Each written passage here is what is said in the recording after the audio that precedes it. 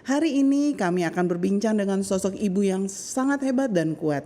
Ia harus menjadi tulang punggung keluarga dengan menjadi supir bus antar kota untuk dapat memenuhi kebutuhan keluarganya. Siapakah dia? Kita dengarkan dulu informasi yang satu ini.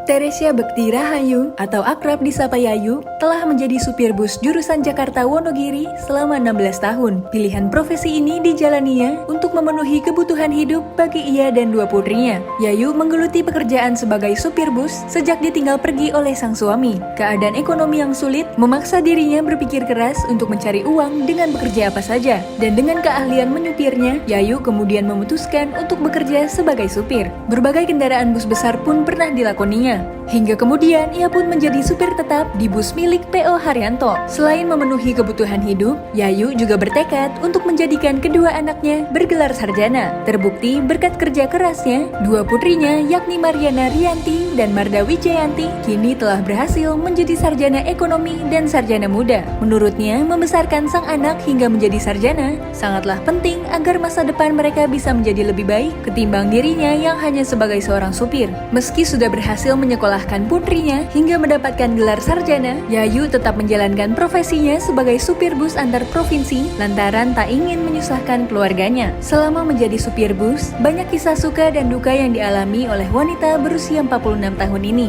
Mulai dari pelecehan rekan sesama supir bus hingga penghinaan dari orang lain. Selama berkendara, ada satu kebiasaan yang selalu ia terapkan, yakni tidak menerima panggilan telepon. Hal itu ia lakukan demi menjaga keselamatan dirinya serta keselamatan para penumpang. Dari Semarang, Jawa Tengah, Deo Dwi, Metro TV. Dan MJ listeners, kini kita telah tersambung dengan Mbak Teresia Bekti Rahayu atau akrab disapa Mbak Yayu. Selamat siang Mbak Yayu, apa kabar?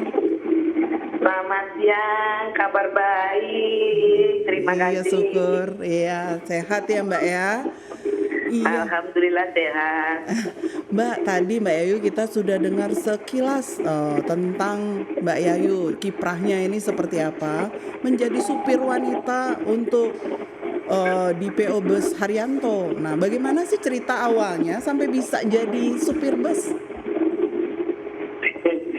Awalnya ceritanya panjang, tapi juga karena didorong kebutuhan untuk ingin menyekolahkan anak.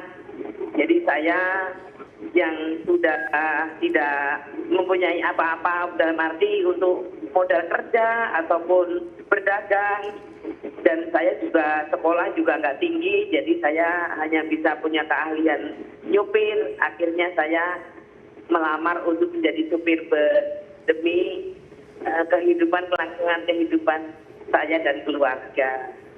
Ya, tapi kan jarang Bu ya, Mbak Yayu, kita lihat ada driver bus perempuan ya. Nah ini kenapa sih tidak menjadi driver mobil yang lain atau kendaraan yang lain? Misalnya kan bisa saja mikrolet misalnya atau angkutan kota, tapi kenapa bis?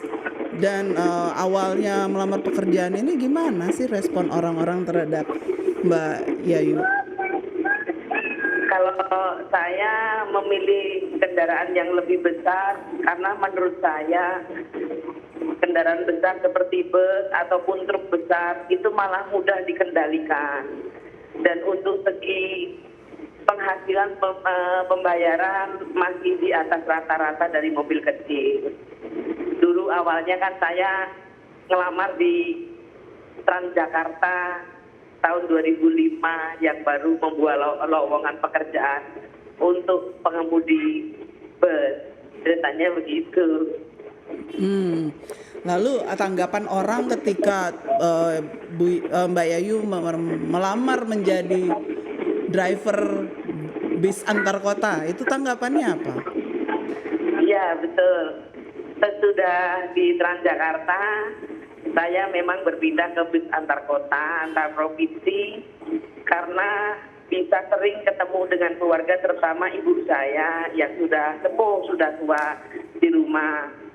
Ya sebenarnya ada yang kagum dan menghargai pekerjaan saya, tapi juga sebagian ada yang memandang rendah, mungkin berpikirnya perempuan kalau bekerja di jalan bukan perempuan yang benar.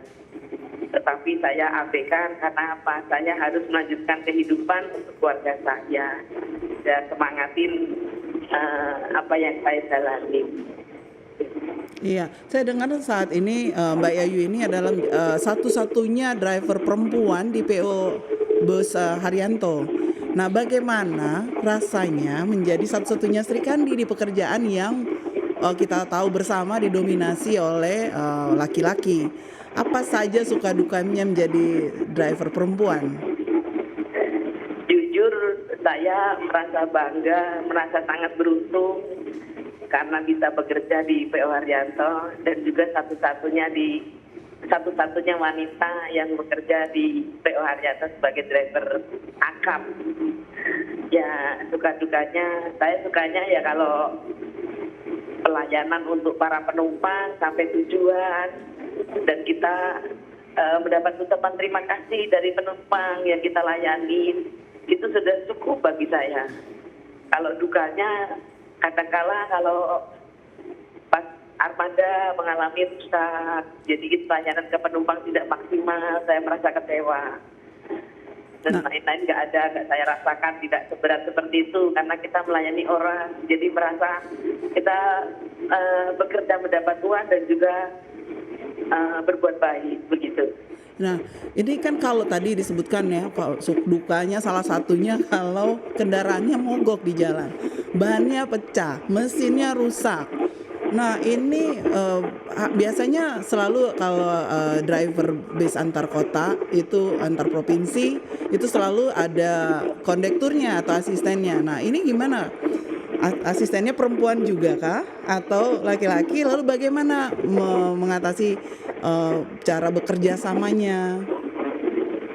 Kebetulan kenek atau asisten sopir di PO Haryanto ada seorang laki-laki, jadi tidak ada kenek yang cewek. Misalnya ada contoh kecil kerusakan ganti ban kempes, kita bisa bantu-bantulah dalam arti untuk membuka baut-baut masih bisa karena itu ringan. Tapi kalau yang hal-hal lain bisa ada kenek dan juga satu supir pendamping bisa saling membantu.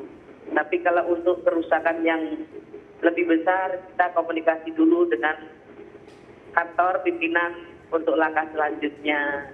Tapi minimal sudah antisipasi yang terkecil dulu bersama rekan kerja kami. Nah, luar biasa ya. Jadi berarti Mbak Yayu juga bisa ini ganti ban bis ya? Iya, bisa sedikit-sedikit. Kalau yang bersifat ringan kan dari tahun-tahun bekerja di bus mengamati dan kadang mencoba, akhirnya juga bisa. Kalau untuk ganti ban masih bisa saya.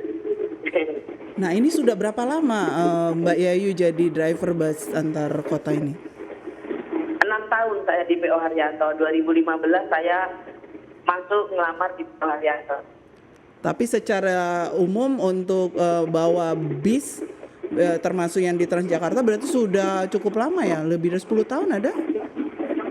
Ada. Saya pertama nyupir bus itu sebenarnya awal tahun 2000-an sudah bisa nyupir bus. Tapi kalau yang resmi bekerja di perusahaan saya awal 2005 melamar di Transjakarta. Jadi memang sudah 16 cukup tahun. Wah, cukup lama ya. Dan dari profesi sebagai driver bus ini, Mbak Yayu telah berhasil menyekolahkan 2 anaknya sampai sarjana. Benar ya, Bu? Betul sekali. Nah, bisa diceritakan bagaimana mereka bisa sampai ke jenjang sarjana. Lalu bagaimana sih tanggapan anak-anak ketika Ibu memilih atau Mbak Yayu memilih profesi sebagai driver bus ini? Mereka senang, mendukung, atau bagaimana? Kalau anak-anak melihat pekerjaan saya sebagai pengemudi, malah mereka bangga. Awalnya dulu mereka harus jadi sarjana karena saya sendiri dulu kan tidak bisa menjadi sarjana, saya cuma lulusan SMA. Sementara saya menganggap kalau pendidikan tinggi bisa untuk jaminan masa depan bekerja lebih baik. Waktu itu awalnya anak saya yang nomor 1 ikut tes di Penmaru penerimaan mahasiswa baru. Kebetulan diterima di UNS tahun 2005. Nah, waktu itu untuk bayar registrasinya 5 juta, tahun segitu bagi saya juga biaya yang tidak sedikit. Alhamdulillah, waktu saya diterima di Transjakarta, saya bisa membayar registrasi dengan adanya bantuan dari kantor, tapi potong gaji waktu itu. Dan untuk semesteran tiap bulannya, saya juga menyisihkan dari bagian uang makan. 3 tahun kemudian anak saya yang kecil juga keterima lagi di Penmaru tuh. Tapi yang D3, tapi sama-sama di UNS negeri. Jadi saya sempat membiayai 2 orang kuliah itu di tahun ketiga kuliah anak saya pertama. Terus sekitar tahun 2011-an kedua anak saya sudah selesai kelar kuliah semua, walaupun ya pontang-panting karena gaji di Transjakarta waktu itu juga belum sebanyak sekarang, tapi alhamdulillah bisa terselesaikan kedua-duanya. Lebih menyenangkan itu kerja sebagai driver bus Transjakarta atau sekarang yang bus antar kota? Kalau saya jujur boleh bicara, lebih enak sekarang di Akrab. Karena saya setiap hari masih bisa pulang ketemu keluarga. Tapi kalau di Transjakarta kan saya harus merantau di Jakarta jauh dari keluarga saya. Jadi saya lebih bahagia di saat sekarang yang bawa akap karena bisa hampir 2 hari sekali yang trip ke Wonogiri saya bisa pulang walaupun cuman sejenak ketemu keluarga, terutama ibu saya gitu. Oke, jadi sekarang anak-anak juga sudah bekerja ya Bu, Mbak Yayu ya? Sudah bekerja semua. Nah kalau untuk menjaga supaya tubuhnya tetap fit itu kan kurang istirahat ya pastinya. Sekarang kita bersyukur mungkin itu ada tol ya, tapi bagaimana untuk supaya tetap fit? Perempuan kan punya beberapa hal di keterbatasan fisik misalnya, lalu mengatasinya seperti apa? Kalau waktu habis ambusan saya tetap memanfaatkan waktu tidur, jadi paling enggak minimal saya bisa tidur di atas 4 jam tidur. Jadi tidak ngantuk gitu kalau udah dapat 4 jam tidur, walaupun sebentar menurut orang-orang sebentar ya, tapi bagi saya 4 jam kalau bisa tidur pulas itu berkualitas. Dan juga mengurangi asupan makanannya yang manis-manis, karena yang manis-manis biasanya membuat saya cepat ngantuk. Cuman itu aja. Jadi itu salah satu juga tipsnya kalau berkendaraan itu sebaiknya kita tidak makan yang manis-manis terlalu banyak karena akan membuat ngantuk ya Mbak Yayu ya. Iya betul. Lalu tidur harus cukup.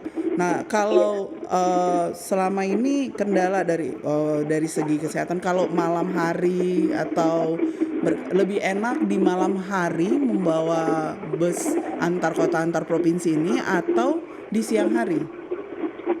Kalau saya lebih suka nyamannya di malam hari karena matahari tidak begitu saya rasakan menyilaukan, jadi lebih dari kendaraan kecil tidak begitu banyak, tidak sebanyak siang, masih enak nyaman malam, merasa lebih adem dan lebih jalan agak lebih tenang. Ada hal yang ingin saya ketahui. Sebenarnya Mbak Yayu kalau sebagai driver bus itu punya nggak sih waktu libur khusus? Kalau kita yang kerja di kantor misalnya ya, itu kita ada waktu libur misalnya Sabtu Minggu. Nah kalau driver bus akap ini kan selalu setiap hari ada kegiatan, ada transportasi, itu terjadi setiap hari transportasi orang. Nah kapan sih ada waktu libur, bisa cuti kah atau bagaimana? Iya betul. Kita ambil libur tuh kalau di rumah ada kepentingan, misalnya anak-anak yang kan anak-anak pada kerja kantoran ya, mereka kadang ada cuti. Nah waktu cuti mereka digabungkan tuh disamakan, maksudnya disamakan tanggal berapa nih saya mau libur Bu, mau cuti. Nah saya mengajukan libur ke kantor karena di kantor kan ada supir pengganti, supir cadangan, yang manakala ada supir yang libur dia yang naik menggantikan, mungkin libur 10 hari atau libur bisa 15 hari disesuaikan dengan kebutuhan di rumah. Jadi saya libur kalau anak-anak pada pulang ke rumah, pada ngumpul di rumah itu saya prioritaskan untuk minta libur. Nah, ini anak-anak sudah bekerja, apakah sudah menikah, sudah punya cucu atau bagaimana nih? Anak saya yang pertama saya nikahkan tahun 2013. 6 tahun kemudian 2019 mendapat momongan, jadi saya sudah punya cucu satu. Perempuan, namanya Kadita Datu. Saya pasang sebagai nickname batangan bus saya, Kadita Datu. Itu semangat saya. Terus anak saya yang kedua, Marda Widayati, belum menikah. Oke. Jadi luar biasa ya, sudah punya satu cucu, tapi masih sehat, masih kuat, masih tetap semangat untuk bekerja menjalani profesi yang tidak lazim dijalani oleh perempuan, yaitu sebagai driver bus. Mbak Yayu, terima kasih banyak sudah boleh berbagi kisah-kisah inspiratifnya ini dan bersama kami dan MG listeners. Semoga bermanfaat, tetap sehat Mbak dan sukses. Semoga kita bisa bertemu di lain kesempatan, kita bisa saling menyapa kembali. Amin. Terima kasih. Salam sehat. Terima kasih.